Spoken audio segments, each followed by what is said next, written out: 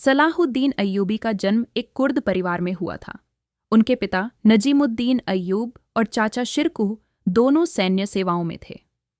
उनका पालन पोषण इस्लामी शिक्षा, नैतिकता और युद्ध कौशल के साथ हुआ। सत्ता की ओर बढ़ते कदम सलाहुद्दीन ने अपनी सैन्य सेवा नूरुद्दीन जंगी की अधीनता में शुरू की। धीरे धीरे उन्होंने मिस्र में फातिमी खलीफा की सत्ता को समाप्त कर वहां खुद को वजीर, प्रधानमंत्री घोषित किया और बाद में पूरे मिस्र, सीरिया और यमन पर अपनी पकड़ मजबूत की। यरूशलेम की विजय, बैटल ऑफ हैटिन, 1169 साल 1187 में उन्होंने ईसाई क्रूसेडर्स को हराकर हट्टीन की लड़ाई, बैटल ऑफ हैटिन जीती।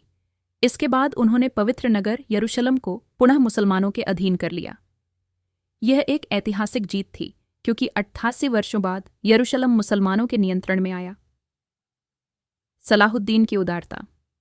सलाहुद्दीन सिर्फ एक योद्धा नहीं बल्कि एक दयालु और न्यायप्रिय शासक भी थे।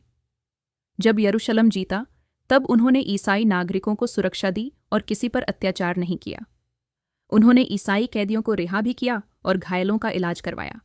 तीसरा क्रूसेड। इंग्लैंड के राजा रिचर्ड द लॉयनहार्ट और सलाहुद्दीन के बीच तीव्र युद्ध हुआ। दोनों वीर योद्धा थे और एक दूसरे का सम्मान करते थे।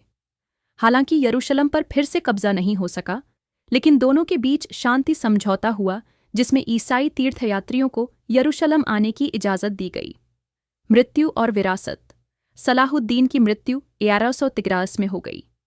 जब उनका निधन हुआ तो उनके पास इतनी संपत्ति भी नहीं थी कि उनकी अंतिम क्रिया हो सके। यह उनकी सादगी और ईमानदारी का प्रमाण है। क्यों याद किया जाता है उन्हें? इस्लाम और इंसानियत के रक्षक के रूप में। एक न्यायप्रिय शासक, बहादुर योद्धा और आदर्श इंसान के रूप में। आज भी सलाहुद्दीन अय्यूबी का नाम बहादुरी, इंसाफ और उदारता का प्रतीक माना जाता है।